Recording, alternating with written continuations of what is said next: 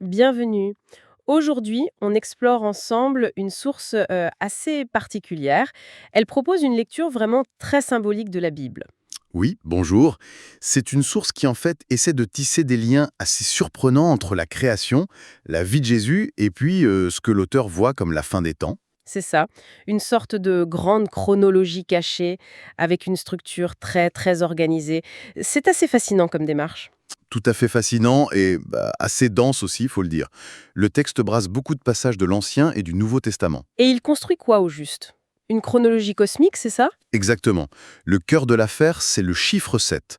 L'auteur prend les 7 jours de la création, mais il les interprète comme 7 millénaires d'histoire. 7 jours, 7 millénaires. D'accord. Expert speaker, c'est la grille de lecture principale.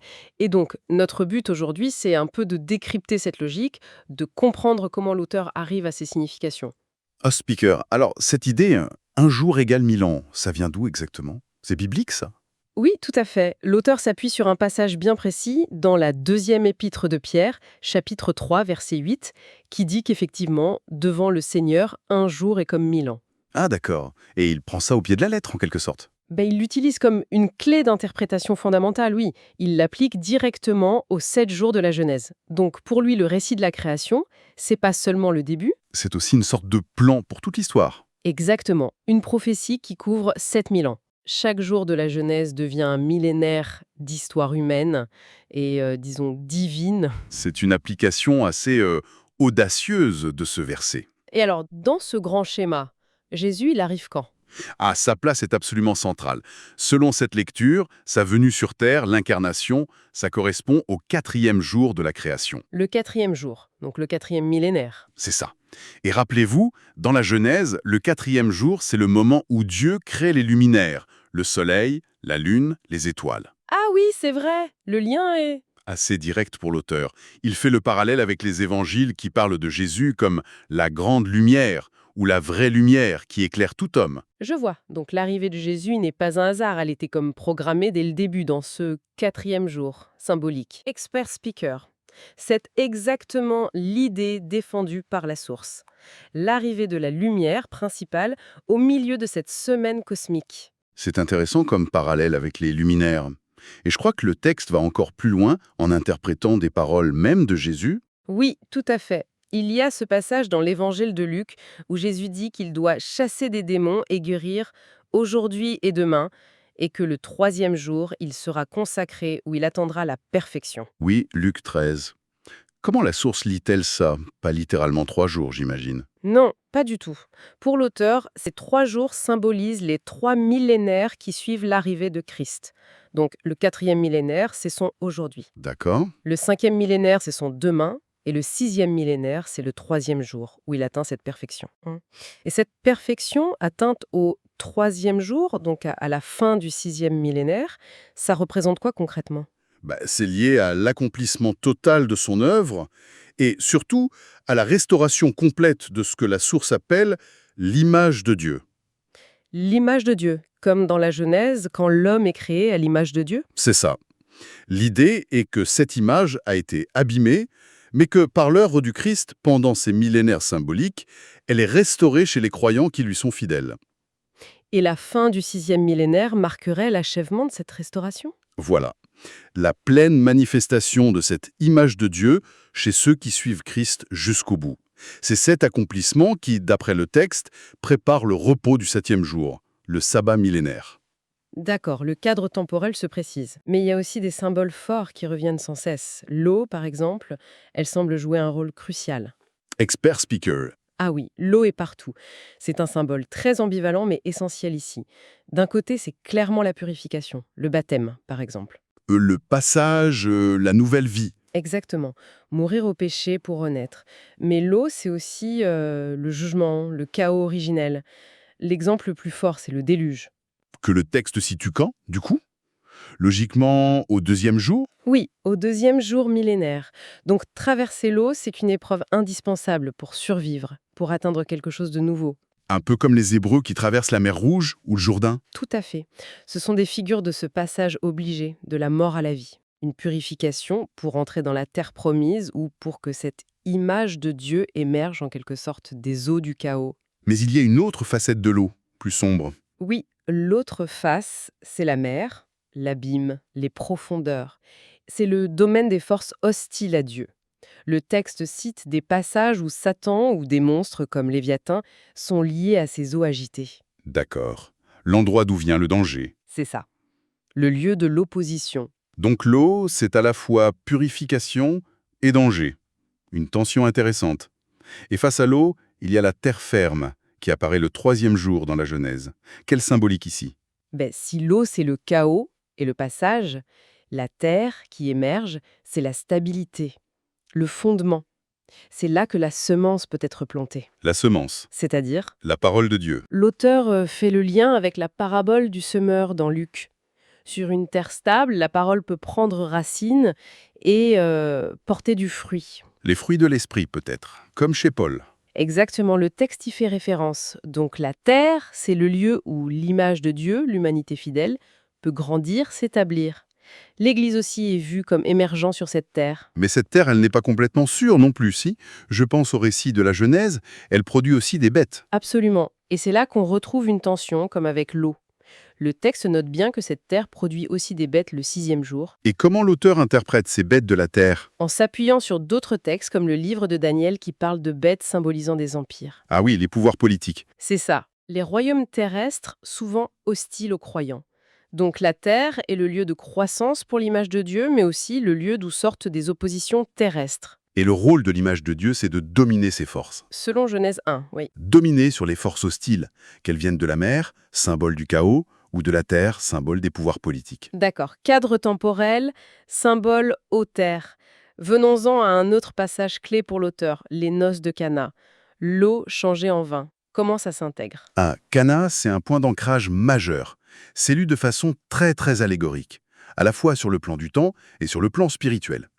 Vous vous souvenez des 6 jarres de pierre? Oui, pour la purification des Juifs. Exactement. Eh bien, pour l'auteur, ces 6 jarres symbolisent directement les 6000 ans d'histoire humaine avant le retour du Christ.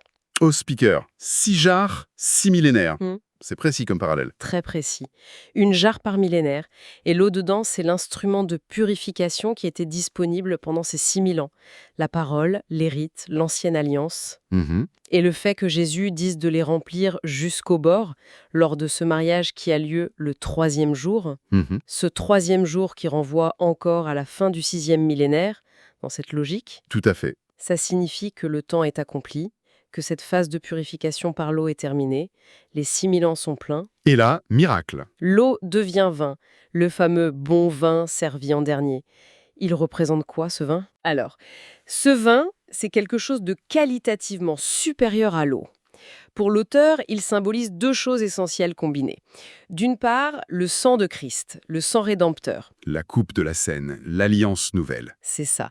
Et d'autre part, le don du Saint-Esprit, la vie nouvelle, la puissance de l'Esprit. L'eau vive dont parle Jésus ailleurs. Exactement. C'est par ce vin, le sang et l'Esprit réunis, que la purification ultime est possible, que la nouvelle alliance est vraiment scellée, C'est surtout surtout que la fiancée du Christ est préparée pour les noces. la fiancée du Christ. Qui est-elle, selon le texte? Très clairement, c'est la Nouvelle Jérusalem, la cité sainte décrite dans l'Apocalypse. D'accord. Et elle est composée de qui, cette cité? De ceux dont les noms sont écrits dans le livre de l'agneau. Le texte insiste beaucoup sur les vainqueurs, ceux qui persévèrent. Et plus spécifiquement, j'ai cru comprendre qu'il y avait une insistance sur les martyrs. Oui, un accent très fort est mis sur les martyrs, ceux qui participent à ce que l'Apocalypse appelle la première résurrection. Mais pourquoi eux en particulier? Quel est leur rôle spécifique? Leur sacrifice est vu comme la preuve ultime, l'argument décisif contre Satan. Comment ça? L'auteur fait le lien avec Job. Satan accuse Job et à travers lui tous les humains de servir Dieu seulement par intérêt. Les martyrs, en restant fidèles jusqu'à la mort, prouveraient que c'est faux. Ils prouveraient la valeur des commandements de Dieu et l'authenticité de la foi. Exactement. Leur témoignage, scellé par leur sang, devient une pièce maîtresse dans ce grand conflit cosmique, selon cette lecture. Oui, c'est une vision intense du martyr. Et il y a une autre femme qui est interprétée symboliquement, non? La Samaritaine au puits. Oui, tout à fait. Encore une lecture très symbolique et temporelle. Les 5 maris qu'elle a eus avant Jésus, Oui, et l'homme avec qui elle vit, qui n'est pas son mari légitime. ça fait 6 hommes en tout. Voilà. Pour l'auteur, ces 6 figures représentent les 6 millénaires d'histoire. Ces maris symboliseraient les dominations illégitimes sous lesquelles l'humanité, ou une partie, aurait vécu. Sous l'influence de Satan, décrit comme un mari illégitime. C'est l'idée, un mari illégitime et violent. Et Jésus arrive à ce moment-là, symboliquement à la fin du 6e millénaire, comme le véritable époux attendu. Celui qui offre l'eau vive, l'esprit. L'enchaînement est logique dans ce système. Les jarres, le vin, la fiancée, la samaritaine, tout semble vraiment converger vers la fin du 6e jour, la fin des 6000 ans. Qu'est-ce qui se passe alors, à ce moment culminant? C'est exactement ça, une convergence.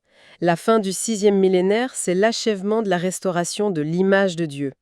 Cette humanité fidèle est maintenant prête, complète, représentée par les 144 000, les martyrs, les vainqueurs, oui, tous ceux qui forment la fiancée. Et c'est le moment clé de la première résurrection. Ces témoins fidèles sont relevés. Et la conséquence de cet achèvement, de cette résurrection, la conséquence majeure d'après le texte, c'est que les commandements de Dieu sont validés de manière définitive. Le sacrifice des martyrs a prouvé leur justesse contre les accusations de Satan. Et ces commandements deviennent la norme pour le jugement. C'est ça, ils deviennent la base incontestable du jugement final qui approche. Symboliquement, à ce moment précis, les jarres sont pleines, l'eau est devenue vin. Le sang et l'esprit ont fait leur œuvre. Oui, la fiancée est prête pour les noces avec l'agneau, les ennemis sont sur le point d'être soumis, tout est en place pour le jugement et le retour du Christ. Le 6e jour se termine sur cette préparation achevée. D'accord. 6 jours de travail intense et symbolique, et après, logiquement, dans la Genèse, c'est le 7e jour, le repos. Comment la source voit-elle ce point final? Très logiquement, le 7e jour, donc le 7e millénaire, c'est le grand sabbat cosmique. Le repos de Dieu après la fin de son œuvre de création et de restauration. Et dans la perspective de la fin des temps, Ça correspond très précisément, pour cette source, au règne millénaire du Christ, avec ses saints, ceux de la première résurrection, tels que décrits dans l'Apocalypse, chapitre 20. le millénium, Une période de paix et de justice avant la toute fin. c'est exactement ça. On a vraiment parcouru là une construction intellectuelle et symbolique très, très poussée. Relier tout ça de la Genèse à l'Apocalypse, avec cette grille des 7000 ans, c'est saisissant. C'est le moins qu'on puisse dire, oui.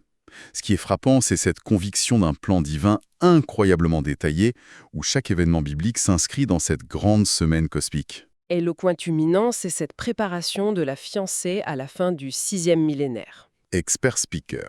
Une préparation rendue possible par le bon vin, c'est-à-dire le sang du Christ, et la puissance de l'esprit, selon l'auteur. Et pour conclure, peut-être ce qui marque aussi, c'est le rôle actif donné aux croyants fidèles à cette image de Dieu restaurée. Tout à fait. Ils ne sont pas juste passifs, ils sont acteurs. Leur fidélité, leur témoignage, parfois jusqu'au martyr, devient une preuve dans ce drame cosmique. Ils participent à la validation de la vérité de Dieu et à la mise en place des conditions du jugement. C'est ça. Leur engagement a un poids immense dans cette lecture. Ce qui pose une question assez vertigineuse sur la responsabilité, la destinée de ceux qui chercheraient à vivre selon cette image aujourd'hui en attendant la suite. Une pensée sur laquelle peut-être chacun peut réfléchir.